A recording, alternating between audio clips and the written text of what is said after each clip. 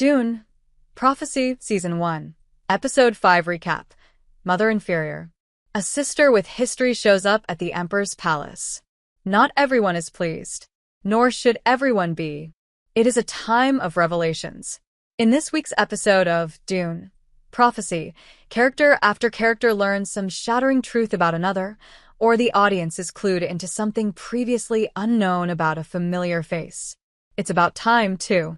In a show this focused on plot and lore, at times to its dramatic detriment, the characters involved in both deserve a real turn in the spotlight. The first mystery to be solved is the question of Constantine Corrino's parentage. As the Emperor's son from outside his marriage, he enjoys a privileged place at court, but not his father's respect. Only his sister, Princess Inez, recognizes his potential. After all, as a child, he volunteered to come with her when she was kidnapped by rebels, just to protect her. That shows some mettle. Clearly, he got it from his mother. This turns out to be a member of Valia and Tula's inner circle from their rebellious youth, Sister Francesca, now played as an adult by Taboo. Having traveled to the imperial capital on Mother Superior Valia's request, she seeks to shore up Constantine's position by maneuvering him into commanding the Emperor's fleet. Sure, he is wildly underqualified, but when has that ever stopped an autocrat from saying, "You're hired"? Meanwhile, the Imperial sword master and undercover rebel agent, Kieran Atreides, narrowly escapes discovery by Desmond and his crack forces. During a sweep of the city's underworld, they storm the nightclub owned by Kieran's Freeman ally from Arrakis, Michaela, for being a known rebel hotspot. It's a move the rebels have been waiting for. Mother Superior Valia, the real authority to whom Sister Michaela answers, has instructed her to booby-trap the place with explosives. Michaela and Kieran escape and blow the place sky-high, but Desmond survives. Rather conveniently, he also finds Michaela's Sisterhood robe, proving a link between the sisters and the rebels. There's still the pesky problem of Emperor Javico and his disrespect for Constantine to resolve. Even as Francesca reluctantly, rekindles her romance with the Emperor, Constantine lucks into discovering Kieran's involvement in last week's rebel plot to blow up the palace. Whether this is because of unseen meddling by Francesca or because of ludicrously poor operational security by Kieran is unclear, but as with Desmond's discovery of Michaela's robe, pivotal evidence falls right into key characters' hands with some dubious regularity on this show. Regardless, Kieran is carted off to the suspensor cells, and Constantine gets his big promotion. That this only drives his sister, Inez, closer to her Atreides lover is beside the point. The Sisterhood has problems within and without. Back on their home world, Wallach 9, Mother Tula's spice-sated resurrection of her acolyte Lila is discovered by Sister Avila, Barbara Martin, a one-time follower of Valia's slain rival, Doroteo. Tula also lets Lila's friend Jen in on the big secret. Not only is Lila alive, she is often possessed by one of her ancestors who were awakened within her by the agony ritual. But that's just the break Tula needs. When Raquella, Lila's great-grandmother and the founder of the Sisterhood, takes over the girl's body, she is able to help Tula analyze a tissue sample from the brainstem of Sister Kasha, who was murdered by Desmond Hart's telepathic firepower.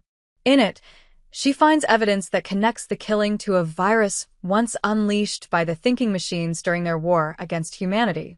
Perhaps this explains the seemingly mechanical nature of the blue eyes peering through the darkness in the sisters' shared nightmares. Yet there are some secrets that have not been uncovered, some mysteries yet to be revealed. When Baron Harrow Harkonnen approaches Desmond to offer his apologies and his service, for example, the resulting scene is a hoot, especially by the standards of Dune, Prophecy, in which they are virtually the only two characters permitted to be funny. Credit here goes to the actors Travis Fimmel and Edward Davis, whose contrasting demeanors make for a highly entertaining mismatch. Harrow, however, is a double agent. He is still working for his Aunt Valia, whom he claims to detest in order to curry Desmond's favor. The final secrets center on Desmond. Even as he begins an affair with Empress Natalya, whose resentment of Sister Francesca drives her into the psychic psychopath's arms, Tula Harkonnen discovers his secret identity.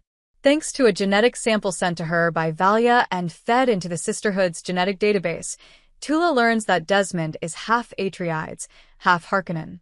The stricken look on the face of Olivia Williams implies strongly that Desmond is, in fact, her son, fathered by the Atreides lover she murdered in order to further Valia's quest for vengeance. Did Tula truly give him up to scavengers, as Desmond claims to the Empress? If so, was it at Valia's insistence? Either way, sunlight is the best disinfectant. Until now, this show has been focused on plot, layering mystery upon mystery, and expertly building a world. But it has done so at the expense of building characters who have mostly been along for the ride. By keeping the focus on character and on the truths they uncover, this episode reversed the show's polarity in a welcome way. With any luck, the change will stick. The fact that Desmond Hart is given command of his elite stormtrooper squad on the planet of Salissa Secundus leads me to believe we've just seen the origin of the Sardaukar, the Imperium's most lethal, feared, and fanatical fighters. By the time of the Dune films, in which they play a key antagonistic role, Salissa Secundus is their dystopian home base, with not an imperial palace in sight. Which leads me to wonder, is the real purpose of Dune prophecy just to show us the origin of a bunch of Dune stuff? So far, the voice, the Sardaukar, the roots of the House Atreides and House Harkonnen rivalry, the face dancers, and, of course, the origins of the Sisterhood have all been covered. As suggested in a previous review, it's possible Desmond Hart is the inspiration for the concept of the Kwisatz Haderach, known also to the Freemen as Lisan al-Gaib, the Messiah for whose birth the sisters will labor for millenniums to come. This is all a lot of fun, especially if you're a fan of the setting.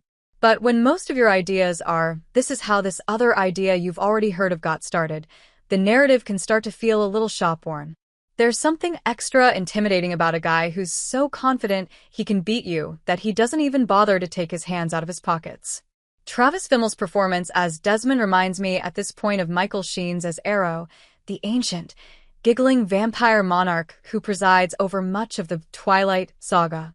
Sheen's mirthful eyes, mellifluous voice, and overall vibe of sinister good cheer stood out in a cast whose job was largely to look pained and pale.